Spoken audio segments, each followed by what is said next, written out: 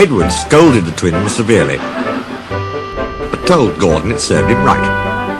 Gordon was furious. A few days later, some enthusiasts came. On their last afternoon, they went to the China Clay Works. Edward found it hard to start the heavy train.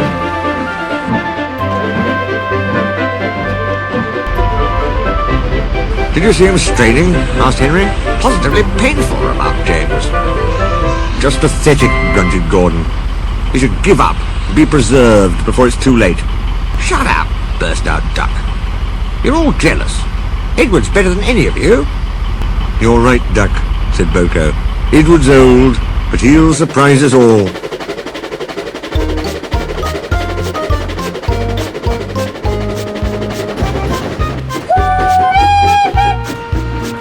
Bill and Ben were delighted with their visitors. They loved being photographed and took the party to the workings in a brake van special.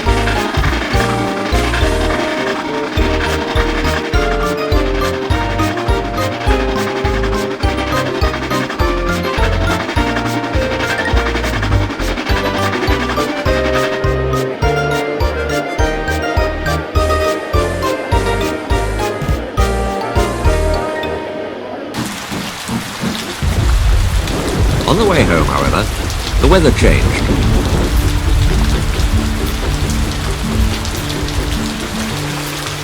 Wind and rain buffeted Edward. His sanding gear failed, his wheels slipped, and his fireman rode in front, dropping sand on the rails by hand. "Come on! Come on! Come on!" panted Edward breathlessly. "This is dreadful!" But there was worse to come.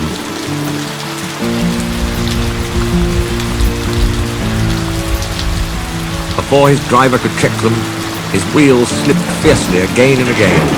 With a shrieking crack, something broke and battered his frame and splashes up and out of shape.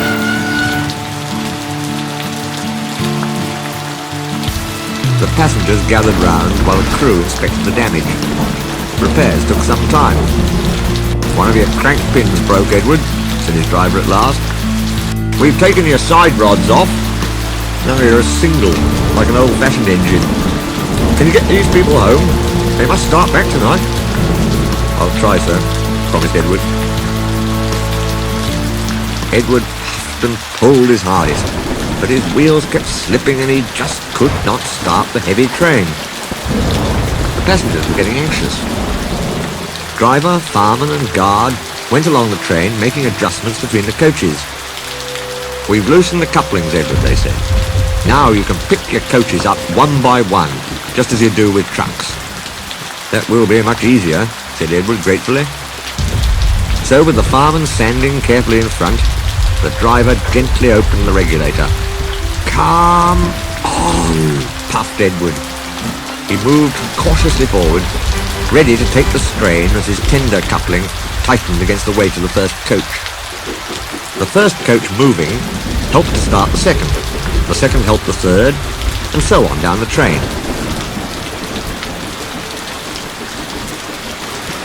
"I've done it! I've done it!" puffed Edward, his wheels spinning with excitement. "Steady, boy," warned his driver, skillfully checking the wheel slip. "Well done, boy! You've got 'em! You've got 'em!" And he listened happily to Edward's steady beat as he forged slowly but surely up the hill. The passengers were thrilled. Most had their heads out the windows. They waved and shouted, cheering Edward on.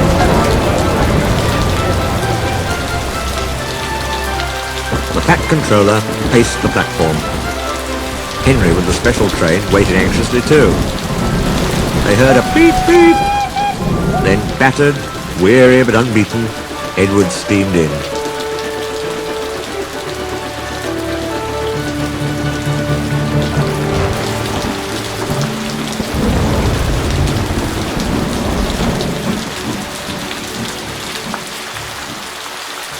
The Fat Controller stepped angrily forward. He pointed to the clock.